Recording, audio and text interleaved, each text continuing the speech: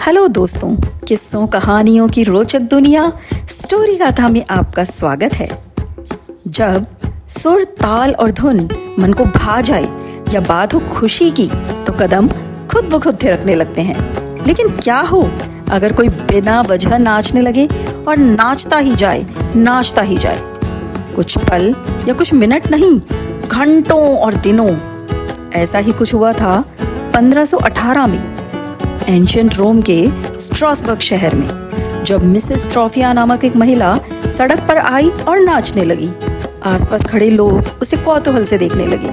उसका चेहरा खाली कैनवस की तरह ब्लैंक था, न कोई हाव न भाव। ऐसा लग रहा था जैसे वह किसी अलग ही नशे में है और रुकेगी ही नहीं।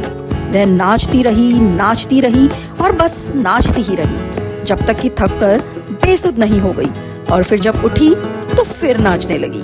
सुबह से शाम हो गई, शाम से रात और रात से सुबह। वह कई दिनों तक लगातार ऐसा ही करती रही, नाचती, बेसुध होकर गिर जाती और उठकर फिर नाचने लगती। देखते देखते हफ्ते भर में उसकी देखा देखी कई और लोगों को भी ऐसे ही नाच का जुनून सवार हो गया। वे लंबे समय तक नाचते रहते, इतना कि उनके हाथ पैर सूज जाते, जख्मी हो जाते। नाचते नाचते पैरों से खून बहने लगता, यहाँ तक कि कई लोगों की तो दिल का दौरा पड़ने से मौत तक होने लगी। तरह तरह की बातें होने लगी। कोई कहता उन पर किसी भूत प्रेत का साया हो गया है, तो कोई कहता वे पागलपन का शिकार हो गए हैं। तमाम तरह के दावे और अलग अलग थ्योरीज गढ़ी जाने लगी।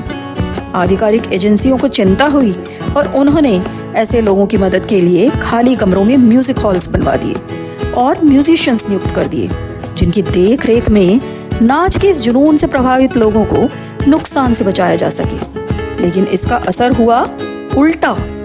नाचने का ये जुनून और बढ़ने लगा, इस कदर कि इससे ग्रस्त लोगों की संख्या बढ़कर 400 के करीब हो गई। नाचने के जुनून की ये लहर करीब 3 महीने चली और इस दौरान कई लोगों ने इसमें जान गंवा दी।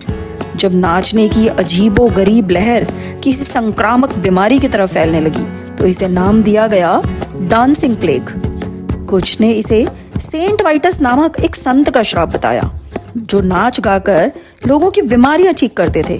फिर क्या था, वे उन्हें सेंट वाइटस की मूर्ति के सामने ले जाकर उन पर होली वाटर छिड़ककर उन्हें ठीक करने की कोशिश करने लगे। कई वैज्ञानिकों की थ्योरीज के मुताबिक यह एक तरह के फंगस के कारण हुआ, जिसका नाम है एरगॉट फंगस, जो अनाज की कुछ किस्मों में पाया जाता है। यानी यह फूड पॉइजनिंग के कारण हुआ। इस तरह के फंगस दिमाग में जाकर ड्रग्स की तरह असर करते हैं और हेलुसिनेशन पैदा करते हैं। हालांकि मेडिसिन हिस्ट्री के प्रोफेसर लेखक जॉन वॉलर ने इस थ्योरी को गलत बताया। उनका कहना था कि लोगों में यह अत्यधिक तनाव के कारण हुआ। उस इलाके के लोग काफी अंधविश्वासी थे और लंबे समय से भूखमरी, सूखे और कठिन हालातों की वजह से बहुत ज्यादा तनाव झेल रहे थे, जिसके कारण वे अजीबो गरीब तरीके से व्यवहार कर रहे थे।